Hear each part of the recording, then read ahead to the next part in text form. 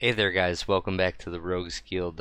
For those of you that are not aware, because most of you aren't, I am currently in Italy right now. I was able to travel over here for work. I had training that I have to do because I work for an Italian company. And while I knew that this was coming, I was really hoping that I might be able to land here when one of the GPs or one of the bigger events was going on so I could do like Iji had said, travel the world and play Force of Will. And, lucky for me, this weekend ended up being that for me. I was here for 2 weeks, so instead of doing the tourist thing and going to Venice or Rome, I jumped on a train, went to Milan, got a hotel, and played some Force of Will. So, it was a fantastic experience. Playing in Europe and Italy specifically, like the tournament is just organized in such an amazing way. I walked from the hotel to the expo center where the big comic convention nerd fest was going on, right? And as soon as I round the corner and I'm coming up to the entrance of this place, there's a side door that has two giant Force of Will banners just plastered on the side of this wall. And then the main entrance to this expo center has got like nothing, absolutely nothing. So you walk up to this expo, and the only thing that you see are these giant Force of Will banners, and you're just like, okay, that's awesome. So I make my way in there. Something I've known from following the Italian circuit for a little while, knowing that I might end up playing over here eventually. They register all their deck lists online. They have their own portal here as players to register for not only these big tournaments, but locals, master qualifiers, stuff like that. And they submit deck lists for all of these things. So their deck editor is in this portal, and all of that stuff. So I've had my player card over here for a while now, knowing that I'd be over here eventually. So I had to submit my deck list online and everything like that. So I show up to this event, and I see 6, 7 people running around in Force of Will polos, judges like in Force of Will polos. Every table is covered with a cloth Force of Will Caster Chronicle table mat. Like it was just very professional looking, very well advertised visually. Like you knew you were there to play Force of Will, and it was absolutely amazing. And so, hats off to Italy for being as organized as they are. I will say, fun fact, with the online portal, I guess there's also an app that goes with it. So, like, round one starts and everyone starts walking inside, right? And I'm still standing outside just kind of waiting for pairings to get posted.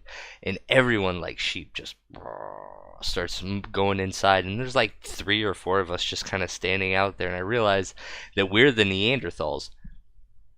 Everybody else has an app, and on that app, every round of pairings, like it dings on your phone or whatever, and they're just like, yeah, your next round you're at this table and you're playing against this person. And so everyone's like, oh, okay. And then I'm just standing outside like waiting for the piece of paper to come out.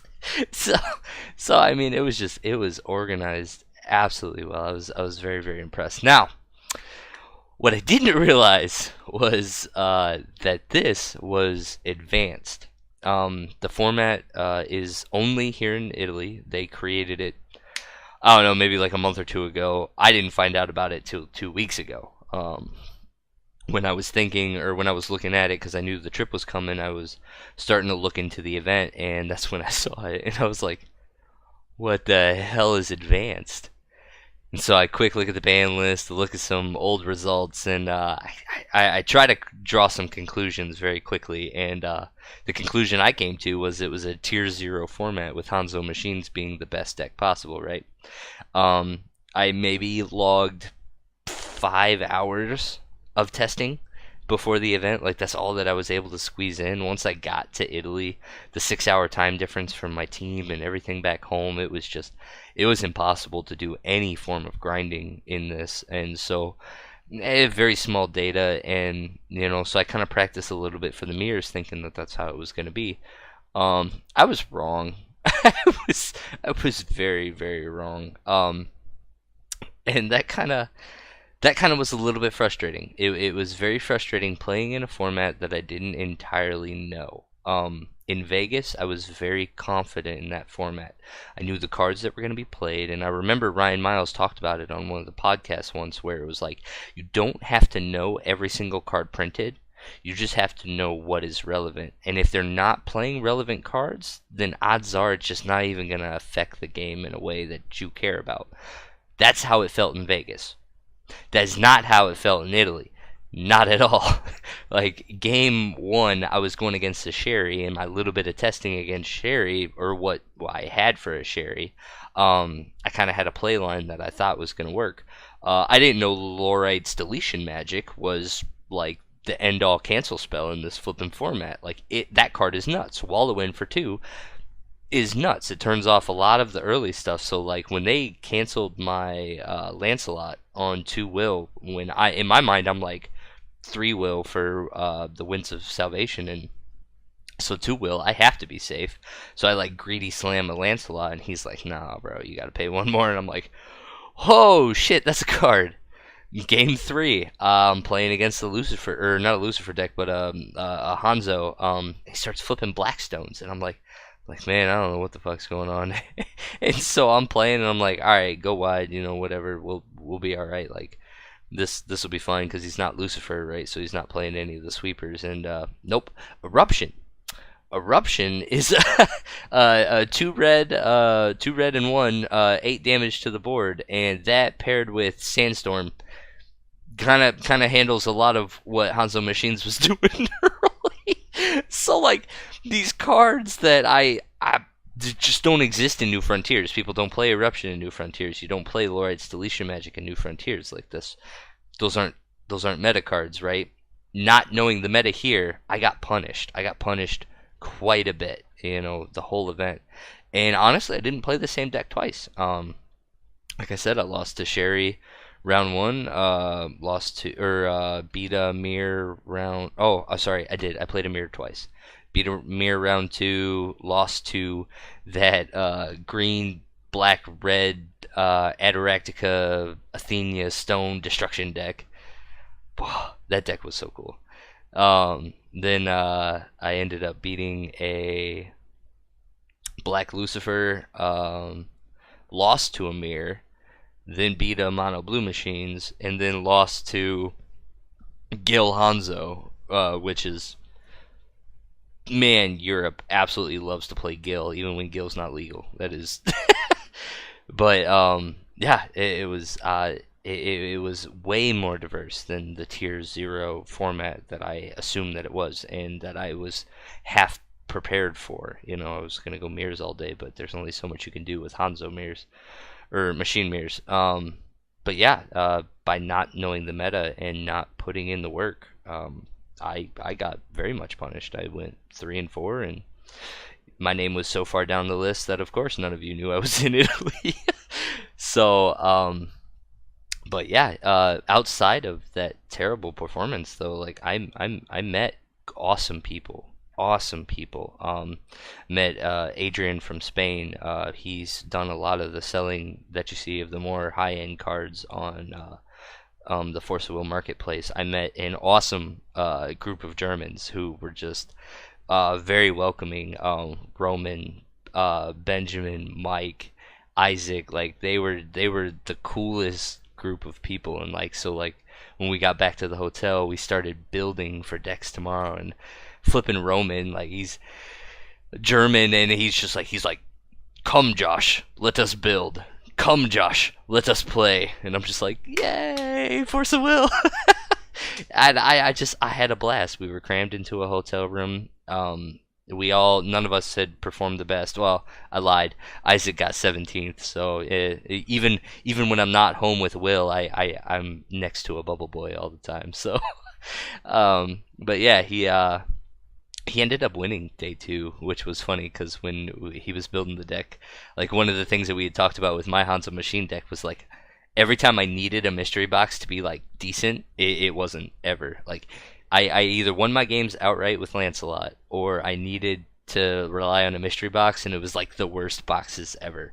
There was nothing there, and so like he built this greedy mystery box deck that just ramped into mystery boxes and had the best boxes ever, and that was the strategy. It was like he's gonna do the little bit of machine thing, not worry about bounce or anything. He's just gonna go for boxes, and he ended up winning day two. So kudos to him. But yeah, it was just absolutely amazing. And then one of the gentlemen from one of the teams, his name's Matea, and his team Magman. They were very good players, but what was really cool about their team is they were all from one town, right? And like I couldn't imagine like how broken our team would be if like we played with each other in person weekly. Like if that was what our locals was, if it was like if we literally had a guild somewhere that we could just go to, it would be crazy if we were all in one town. So I was looking at their team and I'm just like, man, that is so cool. That is what an honor to be in the same town as your team, and to be able to play that much and grind, in person. And he was super nice. He was the first one that I played with, and when he was doing the stone destruction, and I just sat on the other end of the table like, oh man, this deck is awesome. Man, I wish I would have thought of this deck. This deck looks fun. So yeah, it was an absolute blast, and now I'm very grateful. I'm very grateful that EG created this game and that he created it with the soul to be played in person and openly promoted traveling and playing it. It's like taking a drug or taking a drug as a doctor prescribes.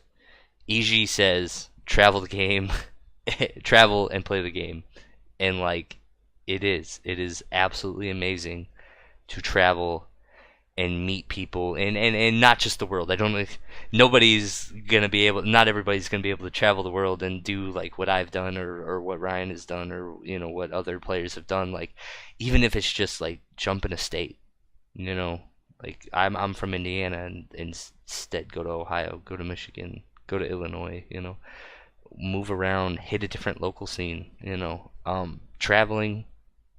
When you find somebody that is still playing Force of Will in the current condition of the game, they're passionate.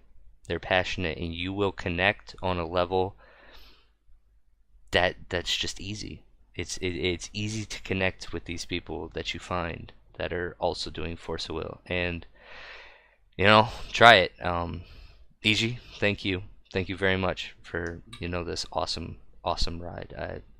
And Kim, if you're listening, take care of us. All right, we care about each other, and we care about this game, and it would be an honor to continue to play this game for a really long time, and to introduce my little boy to this game when he's old enough to not destroy my cards or try to eat them. So it was an honor to play in Italy this weekend. Looking forward to the next opportunity that this happens. Coming back to the States, though, we'll hit the ground running when we get back, and still try to get that world invite. All right, guys, have a good night.